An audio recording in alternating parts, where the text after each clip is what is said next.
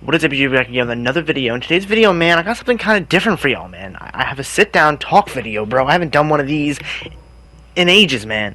In absolutely fucking ages. And I kind of want to go over my new book that I'm releasing, and I feel like I've been doing a lot of teases recently for it, and that's because I'm getting a lot of progress done. So, and we'll kind of go over the making of the process for me. And I have another video going over my tips to starting a story. Coming from someone who has never written a book before, who hated English class, who doesn't like writing.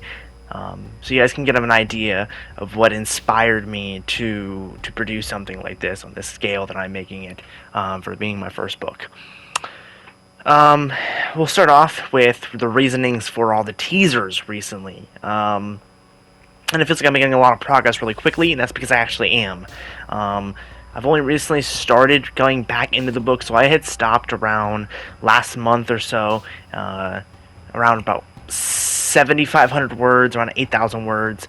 I kind of just was having writer's block, really. I had all these different endings and all these different ideas, right, flowing, and it kind of just got overwhelming.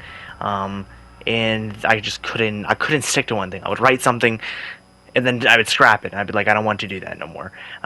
Or I would end a chapter, and then I'd be like, well, that one's shorter than the other chapter, and I can't have that. And I would want to erase it and start all over, and it ate at me. So I took a break, and I was playing through, NW2, listening to music and all that, and having a good time.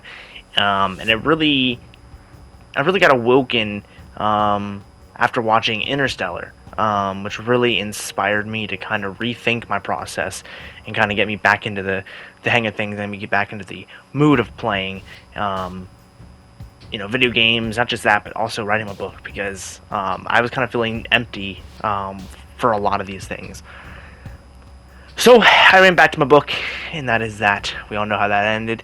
I have been writing ever since, and I have not hit a dull moment so far, so I'm proud to say that. But let's get into what the book is about, because I don't think I've ever actually mentioned this on YouTube, what it's about. So a year and a half ago, I started making another book called Freedom, and it was going to be about freedom and how we have it and what it means to be free, and how it is achieved, and how we can keep it. But it became a bigger product than I was initially intending it to be, and it got too big for me. I was 4,000 words in, and it was just I hit a point where I didn't feel like I knew enough about freedom myself to really make a book about it. So I stopped, and when I was a child, I really loved sci-fi movies. I loved war movies, and I loved aliens and all that type of cool shit. And I've been slowly, over my 20 years of living on this planet, I know, I can't believe I'm 20, man, it's crazy. But with that being that long, I've kind of made this story in my head, and I remember, thinking that this story was like the weirdest thing ever, especially when I first started really thinking about it, and I started coming up with names and battles, and a story arc for, like, especially for the aliens. It became kind of weird for me, because I was like, I'm putting a lot of effort into something that is obviously not real. And it wasn't until I was in college that I really kind of sat back and really thought about it. Going to college with people who are going in for religious reasons, or going in for science or math or hotel or whatever it may be, right? And I talked to some other authors who were writing their own books at the time, and kind of got an idea of what I wanted to do. So I started the process of making The War for the World's Survival. This book is based in the time frame about 40 years from today. So right around 2040s. In that era, it takes place shortly after the revolutions of the 2031s. Basically, it's the time where terrorism has been completely eradicated. The Middle East is fully modernized and is a corporate powerhouse in the world by the late 2030s. and the first ever peace alliance to officially end war in the entire Earth and to focus on science, as the newfound patriotism for building the arcs and going out and exploring the universe. And in 2040, during this peace alliance, the unspeakable happens. An unknown terrestrial threat decided to attack Russia, specifically Moscow in Russia, specifically in the UK. Russia was all but wiped out, over 1 billion people dead. And this kind of starts where my story begins, picking up right after the attacks. And there's kind of a process where, everybody's like, what the fuck just happened? Who were these people? Why are they attacking us? Where did they come from? And these questions don't get a lot of answers for a long time. A very long time. So the war goes for about 80 years without stopping. And it won't stop until the late 2100s. And it won't stop forever. Stops a couple times and gets reunited. But the main aspect of war, the real pain of the war, is the first roughly 100 years of this story. The first 100 years are the roughest for humans. This is time where planets like Earth are at 9+ billion populations, and battles are now fought by millions, not thousands. And your story kind of starts there, right? It starts right in the beginning of all this conflict happening. And there's political powerhouses that arise. And I won't get too much into it because I want you guys to actually dive into this. And this is going to be a short story, about 20,000 words, which is, on average, really, really, really, really, really short. It is actually most likely considered a short story to modern-day authors. But I'm calling it a story of its own because this is going to be the first of many.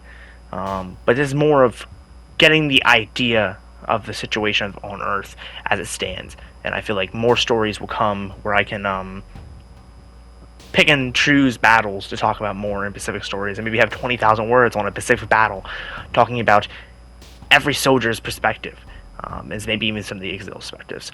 So obviously, from the way I'm talking, you probably consider this as a third-person story, which it is. It's described as a view of someone from the distant future, recalling the events of the war that could have possibly ended the world.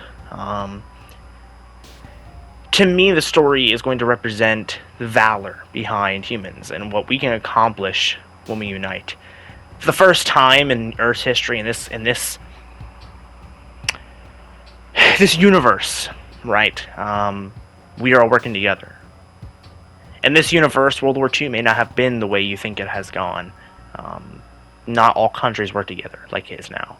Russia, France, Europe as a whole, Germany, the US, Mexico, Canada, Taiwan, Australia, every continent, every place working together. But will it be enough? Well, you'll have to read to find out. But this story to me also will show the power that, the power of faith that we can have in one another.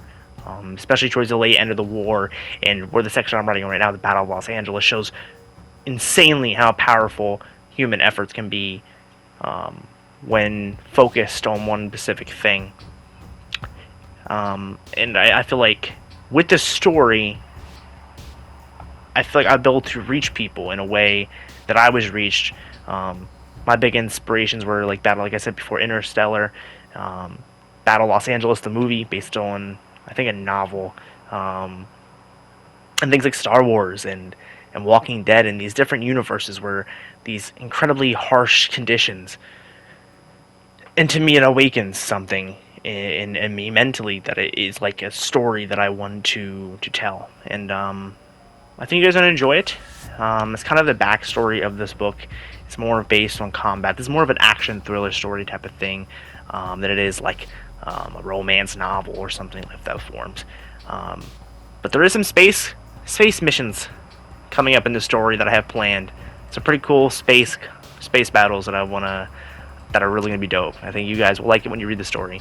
And I'm really excited to see what you guys think of this story. Keep track on my Discord when the story is finished. I am 10,000 words from finishing it. I plan to stop around 20,000 or so.